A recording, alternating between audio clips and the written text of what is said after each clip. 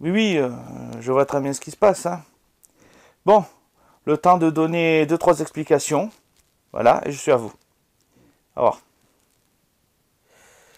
donc, pour la énième fois, votre ordinateur a bugué. Pour la énième fois, vous avez été obligé de réinstaller Windows, parce que pour la énième fois, votre ordinateur avait des virus. Maintenant, vous en avez vraiment marre et vous avez envie de passer à autre chose. Ça tombe bien. Vous êtes au bon endroit. Bienvenue.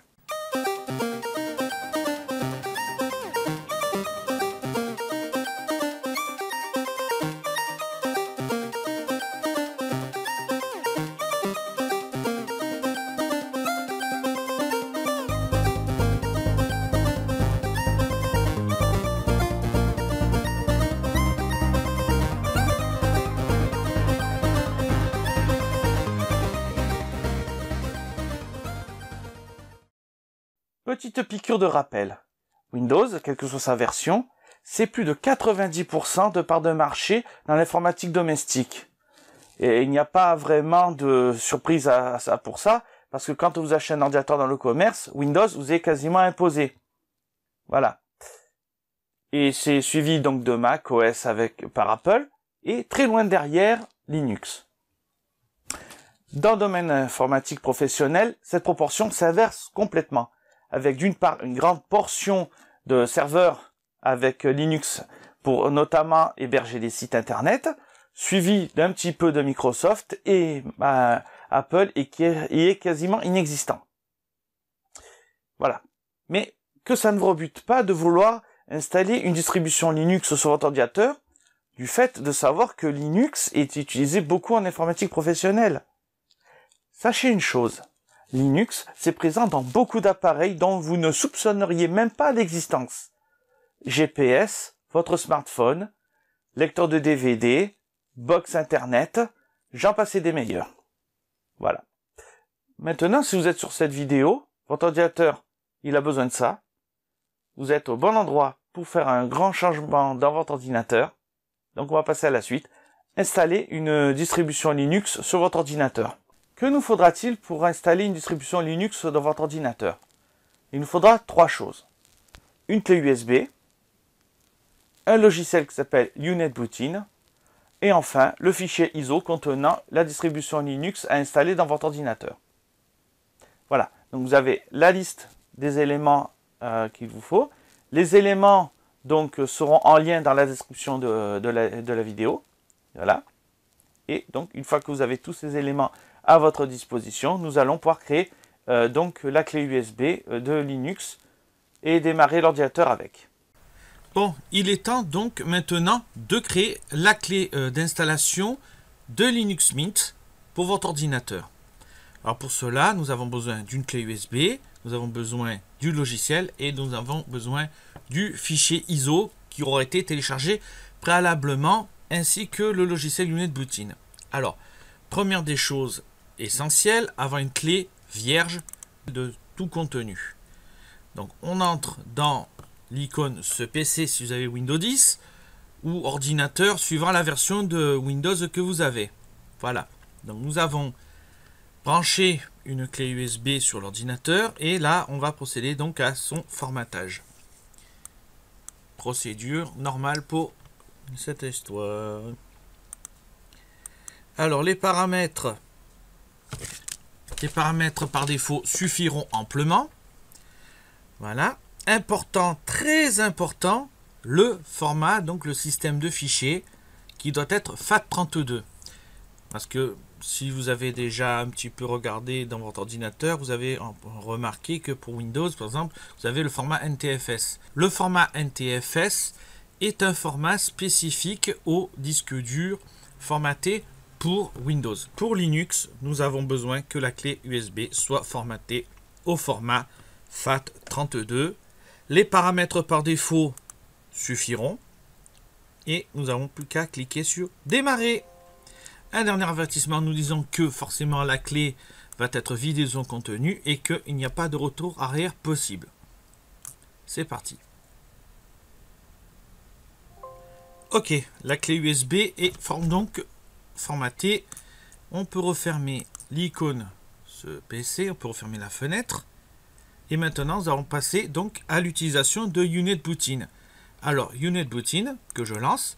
UnetBootin est un logiciel autonome. Il n'a pas besoin d'installation.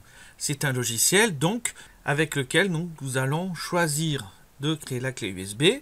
Alors, petit tour d'horizon sur ce logiciel-là, c'est qu'il permet au départ, si l'on le souhaite, donc de télécharger automatiquement un grand nombre de distributions Linux à choisir parmi une grande liste de distributions officielles et les versions disponibles avec. Admettons, je vous donne un exemple.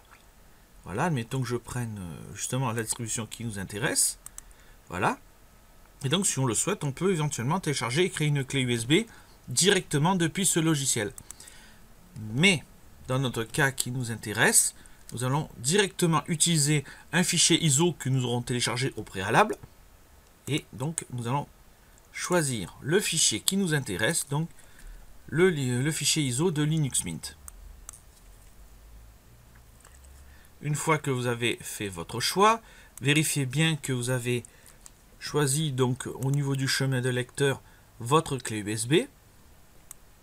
Et on valide avec un petit OK. Voilà. Alors, la création de la clé USB va prendre un certain temps. Je vous retrouve une fois terminé. Voilà. Donc, la fin de la création de la clé USB est proche. Les derniers fichiers sont en train d'être finis de copier.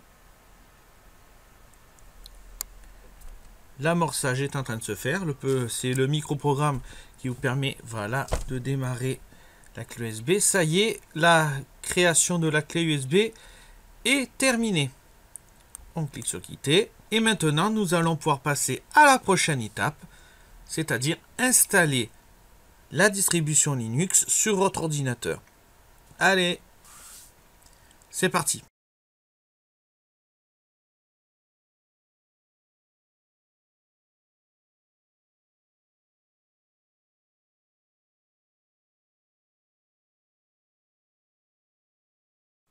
Ok, à ce stade de la vidéo, vous avez réussi à redémarrer votre ordinateur avec la clé USB et vous êtes arrivé donc sur Linux Mint avec le bureau KDE. Et maintenant, on va passer à la suite, c'est-à-dire on va installer directement la distribution sur votre ordinateur. Alors pour cela, dans le lanceur d'application, en cliquant en bas à gauche de votre écran, voilà, vous avez l'application dédiée à l'installation du système. Ok. Alors première étape, tout simplement, c'est le choix de la langue. Voilà. Ensuite, là, il nous propose en fait de gagner du temps après l'installation. C'est-à-dire que il est vrai que d'habitude, la plupart des distributions sont libres du choix des applications qu'elles vont proposer par défaut. Et en fait, Mint est une de ces distributions qui va vous proposer de rajouter quelques petites bricoles qui vont vous faciliter drôlement les choses. Voilà. Donc ça, c'est une option que je conseille. Au moins, ça, on va directement à l'essentiel. Ensuite, ça fait partie maintenant c'est le plus important, voilà. Voici la partie la plus importante pour cette installation. C'est-à-dire, où et comment installer, donc, au niveau du disque dur. Voilà. Alors, donc, plusieurs possibilités s'offrent à vous. Voilà. Mais pour être plus malin, et en tout cas, pour avoir le plus grand contrôle sur votre installation, l'idéal est d'utiliser une installation manuelle. Et là, je vais vous montrer avec l'outil de partitionnement qui est fourni à l'installation. C'est un petit peu comme quand vous réinstallez votre système sous Windows. En général, dans quel disque dur, et ensuite, il faudra donc créer ce qu'on appelle les partitions. Voilà. Alors, donc, nous avons donc le périphérique qui est ici. Alors, il faut savoir que donc sous ces systèmes Linux, le système de disque est en fait géré d'une manière différente de celle de Microsoft Windows. Il n'y a pas de lettres de lecteur, il n'y a que des sortes de chemins de lecteur qui sont voilà donc DEV, SDA. Donc il correspond en fait dans notre cas précis, donc à DEV qui est l'acronyme de device, et SDA donc qui est le premier lecteur de disque disponible pour faire ça. Voilà. Donc hop, on choisit le disque. Alors pour vos premiers essais importants, essayez d'utiliser par exemple un vieux disque dur, une clé USB, quelque chose. Voilà. Donc pour vos premiers tâtonnements, n'essayez pas directement de formater, de supprimer votre installation de Windows. Voilà. Sinon vous risquez de vous en mordre sérieusement les doigts. Voilà. Pour premiers essais, un conseil, c'est quand même d'avoir un disque dur à part, quelque chose, de remplacer éventuellement temporairement le disque dur de votre ordinateur si vous le pouvez. Voilà. Faites-vous aider au besoin. Il y a toujours forcément dans votre entourage un technicien qui s'y connaît un petit peu, un ami, tout ça, qui pourra vous donner, ou prêter en tout cas du matériel. Voilà. Donc, là, dans notre installation, on passe donc un disque dur là qui est utilisé pour l'occasion. Et là donc nous allons faire donc le partitionnement. Donc on va créer le système de fichiers. Voilà. Et là donc en fait on va pas trop s'embêter donc avec cette installation. Alors, il faut savoir quand même que le système de fichiers à utiliser donc ça s'appelle EXT4. Voilà. Vous voyez le nombre de systèmes de fichiers existants est quand même assez varié. Mais voilà, donc pour notre installation, il est important d'avoir donc ce format de disque dur. Et donc la partition doit être en ce qu'on appelle EXT4. Voilà. En plus, il nous faut donc créer, disons que dans l'idéal, deux partitions. Une première partition qui sera la partition système, voilà, équivalente à celle pour Windows. Avec important, très très important, ce qu'on appelle un point de montage. On va pas trop rentrer dans les détails, on l'expliquera bien plus tard. Voilà. Donc nous avons donc un point de montage, donc on y installe sa racine, l'endroit d'où part tous les fichiers système et le système de la distribution. On valide. Voilà. Ensuite, le restant d'espace, ça c'est pour éventuellement se faire aider en cas où l'ordinateur sur lequel vous travaillez n'a que très peu de mémoire. Donc on va lui adjoindre une autre partition qui sera une partition swap.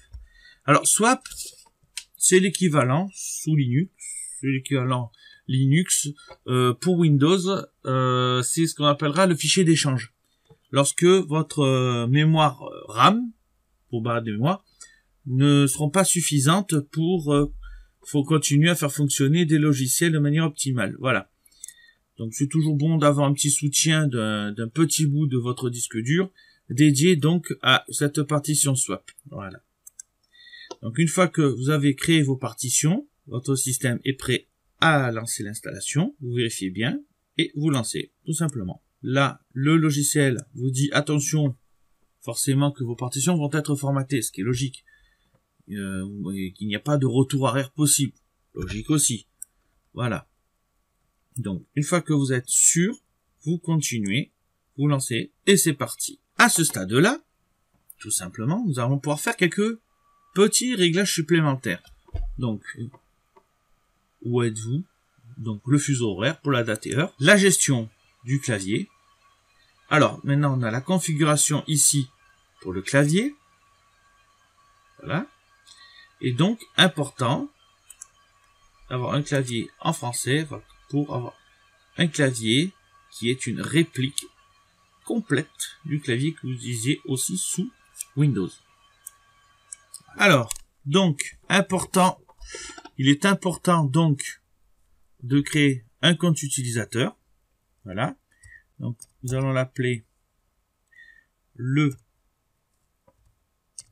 tutoriel. Voilà.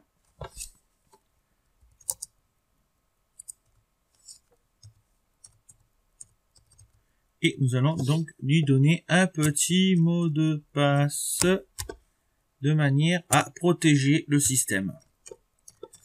Le mot de passe qui est vital pour faire des modifications dans votre système, pour installer et désinstaller des applications. Comme ça, dans votre ordinateur, il n'y a que vous qui est habilité à faire des modifications et pas le premier idiot venu. Voilà, le mot de passe est accepté. On va passer un peu. Le mot de passe est accepté, on peut passer à la suite, c'est-à-dire attendre. Mais si vous n'aimez pas attendre, on peut faire un petit tour d'horizon du système. Voilà, donc pendant que le système télécharge les petites dernières modifs. Ah, il faut savoir aussi que le système, ce qui est très bien, c'est que on peut le connecter directement à Internet et il peut déjà récupérer ce qu'il a besoin pour l'installation. Alors donc, ce qu'il y a de sympathique, voilà, c'est que on peut déjà d'ores et déjà voir donc un panneau qui s'appelle favoris. Voilà, favoris. Alors ce menu démarrer, abus de langage, on va dire lanceur d'application sous KDE. Donc le lanceur d'application se compose en fait d'un lanceur en plusieurs parties. Une partie, vous allez donc pouvoir y mettre les icônes, les raccourcis des applications, vos applications préférées, et vos applications classées par genre. C'est-à-dire, si c'est pour regarder des films, écouter de la musique, graver des CD, ou faire de la vidéo, faire beaucoup de choses, tout ce qui est multimédia, vous avez la section donc multimédia. Vous avez aussi la section Internet, navigateur, tout ce qui est connexion, logiciel pour gérer les emails, Office, qui se traduira donc par bureautique, avec déjà des logiciels préinstallés. L'installation donc est terminée. On va pouvoir redémarrer. Vous voyez, ça a été rapide. Voilà. Ok. Et ben là, on n'a plus qu'à appuyer sur le bouton redémarrer maintenant. Et c'est parti. On va voir le résultat.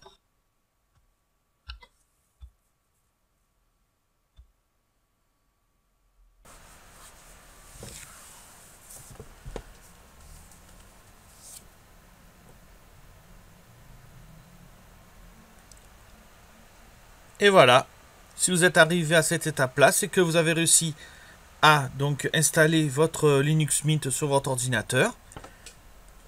La prochaine fois, nous passerons donc à une autre étape, c'est-à-dire s'approprier le système, installer quelques applications, faire un peu de personnalisation. Et si la vidéo vous a plu, vous pouvez toujours y mettre un petit pouce en l'air. Vous pouvez toujours y aller de votre petit commentaire. Et moi, je vous retrouve une prochaine fois. Allez, salut!